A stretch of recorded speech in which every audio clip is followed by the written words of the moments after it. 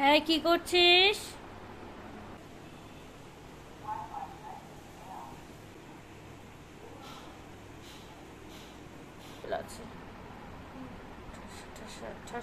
Hello viewers, তোমরা সবাই কেমন আছো? আশা করছি সবাই ভালো আছো।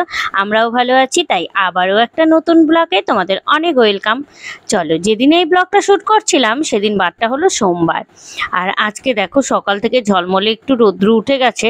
তো প্রচণ্ড গরম, একদমই ভালো লাগছে না, মানে এত গরম যে নেওয়া যাচ্ছে না আর কিচ্ছু। এই গরমের মধ্যে এখন সকালকার সমস্ত কাজ টাজ সেরে আমি একটু ফ্রেশ হয়ে চলে এলাম। তাই ভাবলাম একটু সকালবেলার প্রকৃতিটা দেখিয়ে ভিডিওটা চালু করি। তাই চলো দেখতে থাকো আজকের ব্লগটা, আশা করছি ভালো লাগবে।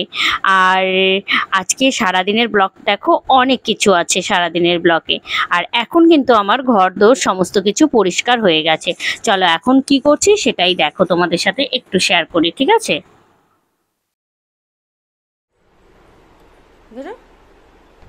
আয় চলে আয়। হয়নি? খোল। হয়নি? দেখ কি করেছে জলে। এদিকে জল আসবে। জলে কি করছে? চলে আয়, চলে আয়, বেরিয়ে আয়।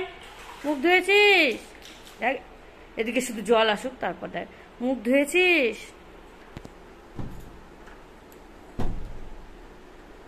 চল, ওই যে গামছা। রোজ সকালে গুড্ডু ঘুম থেকে ওঠা নিয়ে ভীষণ বায়না করে। তো আজকে ফাইনালি লাঠি নিয়ে এলাম, তারপরে ঘুম থেকে উঠেছে। উঠে তারপরে ওই তো মুখ ধুতে পাঠিয়েছিলাম, তো এখন মুখ টুক ধুয়ে চলে এলো বাথরুম থেকে। আর এখন মুখ ধুয়ে এসে বলছে ঠান্ডা লাগছে। ওর যে কখন কি হয় না, আমি কিছুই বুঝতে পারি না। মানে একটু আগে বললো গরম লাগছে, আর এখন বলছে ঠান্ডা লাগছে। তো জামা পরিয়ে দিলাম। চলো সাথে সাথে ফ্রিজটা খুলে নিলাম। ফ্রিজ খুলে চলো দেখাই তোমাদের কি কি আছে আজকে। আজকে জানো তো, কালকে রান্না বান্না অনেক কিছুই রয়ে গেছে। এখানে দেখো একটা পুঁই শাকের ঘন্ট আছে। এটা আমি অবশ্যই এখন গরম করব, করে সকালবেলা রুটি দিয়ে খাবো। কয়েকটা রুটি আছে কালকে রাত্রে। তারপরে এখানে বিরিয়ানি আছে কালকে রাত্রের, এটা। আর এখানে আছে হলো অনুষ্কার মার, মানে তোমরা সবাই হয়তো নাও জানতে পারো। গুড্ডু তো স্কুলের একটা ফ্রেন্ড, ওর নাম অনুষ্কা। ওর মার একটা টিফিন বক্স আছে, ওর মধ্যে 2-3টে মতো তাল বড়া রয়েই গেছে। তারপরে দেখো আমি করেছিলাম, এখানেও তাল বড়া রয়েছে। তারপরে কালকে মাছের ঝোল আছে, আর কিছু আটার চেলি কাটা আছে। আর ওইখানে ছিল একটা ডিম ফাটানো, মানে কালকে একটু চিকেন পকোড়া করেছিলাম, তো ওইখানে ডিমের সাদা অংশটা তো দিয়েছিলাম, আর ওই ডিমের হলুদ অংশটা মানে কুসুমটা ওই বাটিতে রয়ে গেছে। তো রেখে দিয়েছি ফ্রিজে। আজকে ডিম সয়াবিন করার সময় আমার কাজে লেগে যাবে। তো চলো এখন আমি চা বানিয়ে নিয়েছি সকাল সকাল। তো চাটা এখন খেয়ে নেই, আর 2টো রুটি মতো নিয়ে নিলাম চা খাবো জন্য। 2টো রুটি খাই। বাসি রুটি একদমই ভালো লাগে না, তবে এই যে চায়ের সাথে আবার মোটামুটি দুধ চায়ের সাথে মোটামুটি একটু ভালোই লাগে। হ্যাঁ, কি করছিস? সকাল সকাল উঠে কি করছিস রে? সকাল সকাল এখন ঘড়িতে বাজে এই দেখো 9:30, আর গুড্ডু এই মাত্র ঘুম থেকে উঠলো। উঠে দেখো এই যে সারাদিনের মানে 2-3 দিন ধরে স্কুল বন্ধ, 3 দিন না, ওই 2 দিন ধরে স্কুল বন্ধ ছিল। একটাও হোমওয়ার্ক করেনি, সেগুলো বসে গেছে এখন হোমওয়ার্ক করতে। পণ্ডিত ব্যক্তি, সারা সপ্তাহ ধরে সময় পায় না, না রে? আর বই দেখে দেখে হোমওয়ার্ক করা। এই ছেলে, কই মিথ্যে কথা, মুখটা দেখেই বোঝা যাচ্ছে মিথ্যে কথা।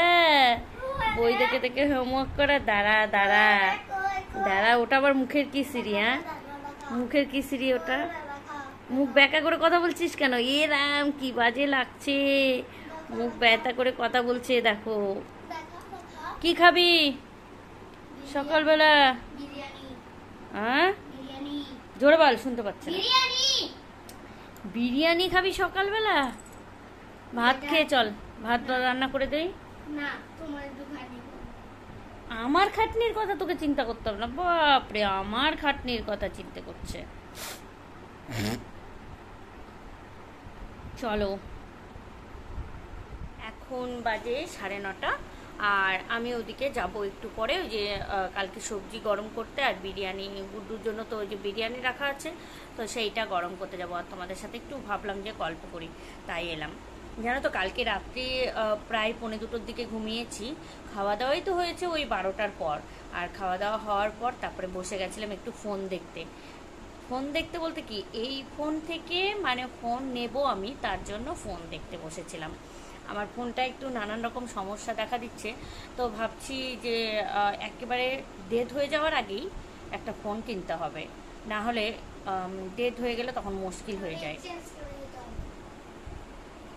আর তোমাদের তো দেখালাম গুড্ডু বসে বসে বই দেখে দেখে হোমওয়ার্ক করছে, এই যে। তো এইটাই হলো, কালকে অনেক রাত্রি করে ঘুমিয়েছি যেহেতু, আজকে কিচ্ছু ভাল লাগছে না। ওই প্রায় ঘুমোতে ঘুমোতে 2টো বেজে গেছে।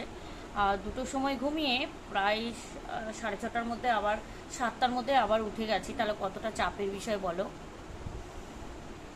তো চলো, আর দুপুরে ঘুমানোর মতো সময় নেই, রান্নাবান্না করতে হবে। এখন সকালে আমি আজকে রান্না বসাইনি, তার জন্য আরও বেশি চাপ। দুপুরবেলা রান্না করতে হবে। তোমাদের দাদাভাই আজকে কাছের অফিসেই আছে, খেতে আসবে। দুপুরে ভাবছি একটু শর্টকাটে কিছু করব, কালকে মাছের ঝোল টোল মাছটা সব তো আছে দেখতে পেলে। শর্টকাটে কিছু করব ভাবছি, যে ডিম সোয়াবিন করে নেব, আর এগুলো দিয়েই দুপুরে হয়ে যাক। আর রাত্রিবেলা আবার কিছু রুটি তড়কা বানাবো, অনেকদিন ধরে তড়কা খাওয়া হয়নি।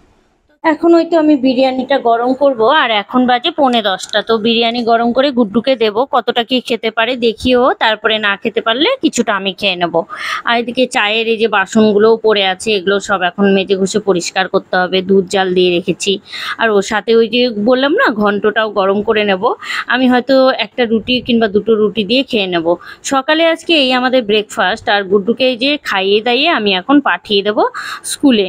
তারপরে ওকে বললাম ভাত খেতে, তো বলছে না মা বিরিয়ানি খাবো।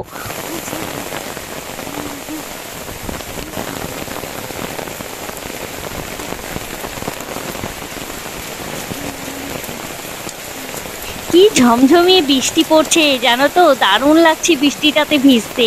আমি যদিও ছাতা মাথায় নিয়ে গুড়ি গুড়ি পায়ে চলেছি, তবে এত বৃষ্টি হচ্ছে যে আমি পুরো ভিজেই গেছি।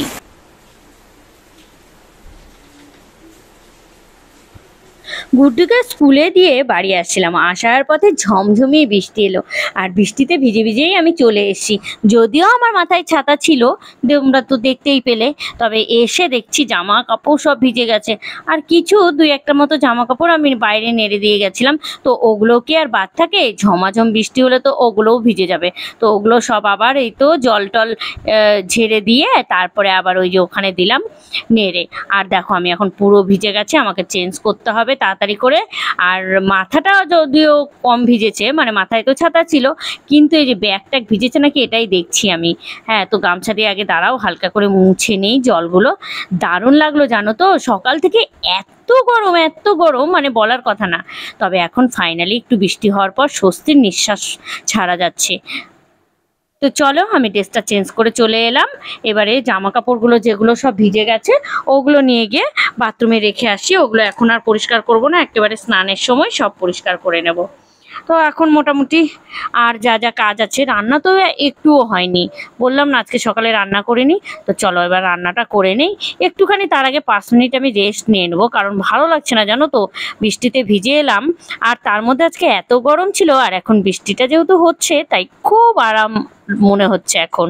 তো চলো একটু 5 মিনিট রেস্ট নিয়ে নেই, তারপরে রান্নাঘরে যাব।